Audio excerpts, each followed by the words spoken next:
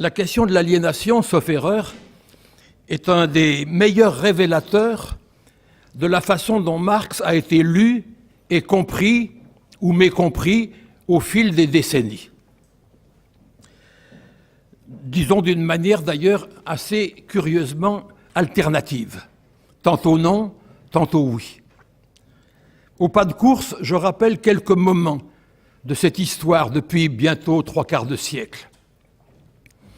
Si d'abord je remonte au temps très lointain de ma prime jeunesse, c'est-à-dire au lendemain de la Deuxième Guerre mondiale, nous savions hélas fort peu de choses de Marx, mais ce que nous croyions en savoir tenait principalement dans ce qu'on appelle faussement l'opuscule de Staline, faussement opuscule parce que c'était en réalité le chapitre 4 d'un livre plus vaste qui s'appelait « Histoire du Parti communiste de l'Union soviétique », parti entre parenthèses B, c'est-à-dire bolchevique.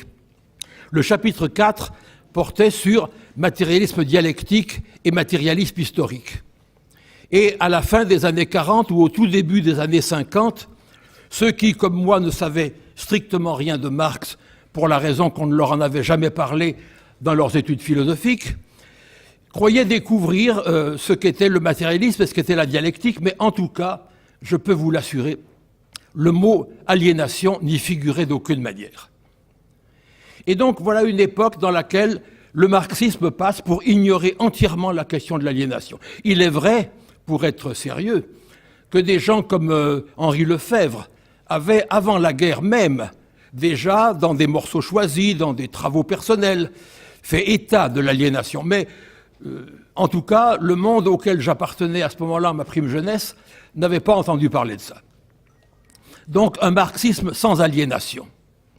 En revanche, deuxième moment, dès la fin des années 50 et à plus forte raison au début des années 60, grand moment de remise en cause de la simplification stalinienne, on voit fleurir un peu partout les œuvres du jeune Marx et en particulier au centre le thème de l'aliénation.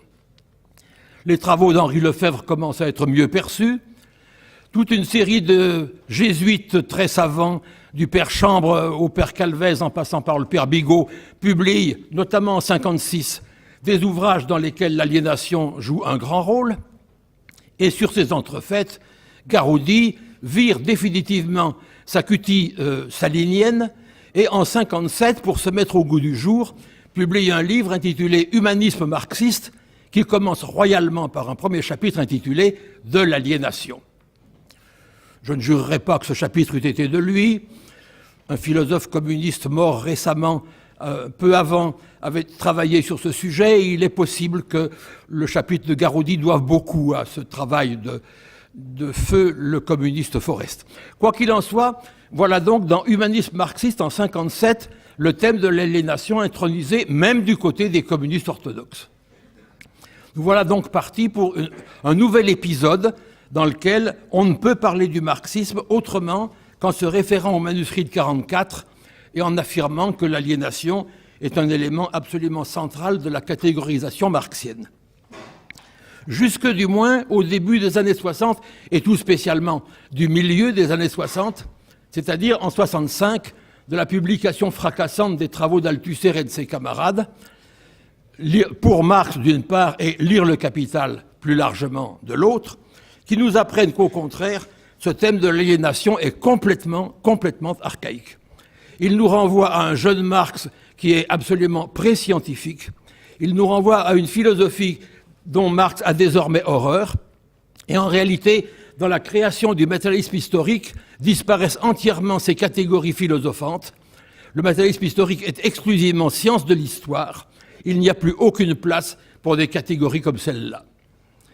Dès les années 60 se trouve ainsi brusquement renvoyé au placard un thème qui a, pendant une décennie, joué un rôle très important.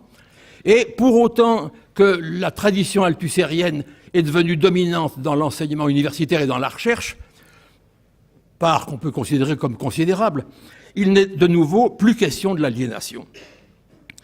Peu, à vrai dire, ont réagi, je crois pouvoir le dire, je pense être un des relativement peu nombreux marxistes de cette époque à s'être inscrit en faux contre cette façon de congédier la catégorie d'aliénation.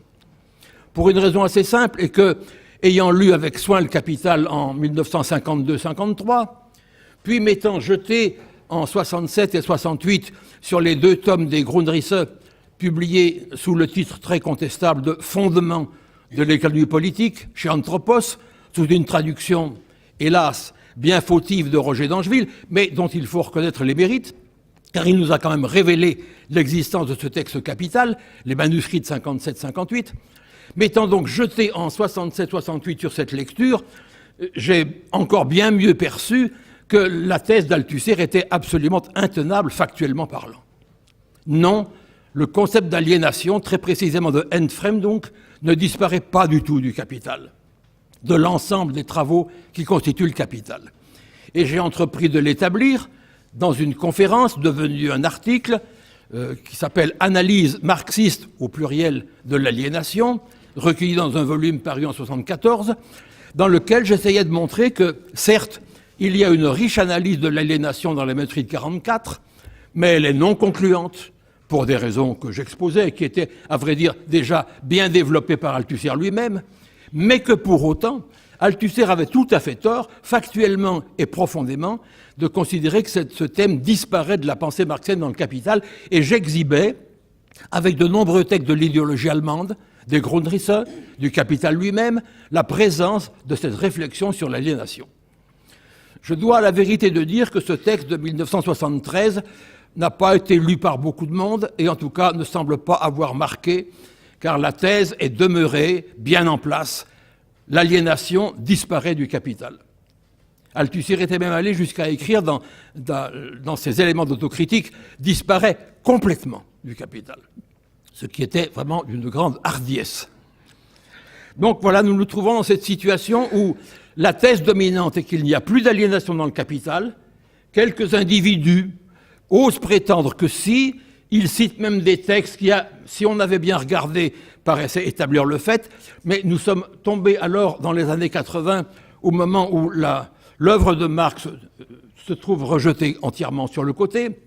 On ne s'occupe plus guère de Marx, et donc, longue traversée du désert pendant laquelle la question en reste à l'état, à mon avis, assez désastreux que je viens de décrire brièvement. Mais voici qu'au début des années 2000, 4e épisode, assez pittoresque tout de même, vous l'avouerez, quand on considère ce mouvement, au début des années 2000, un ensemble de chercheurs reviennent à l'aliénation dans les manuscrits de 44. C'est un événement important de la conjoncture récente, la redécouverte de l'aliénation dans la version 44. J'évoque quelques éléments bibliographiques. Actuel Marx 2006, numéro spécial intitulé « Nouvelles aliénations », avec toute une série d'articles qui partent précisément des manuscrits de 44. Je le note, aucun article sur le Capital.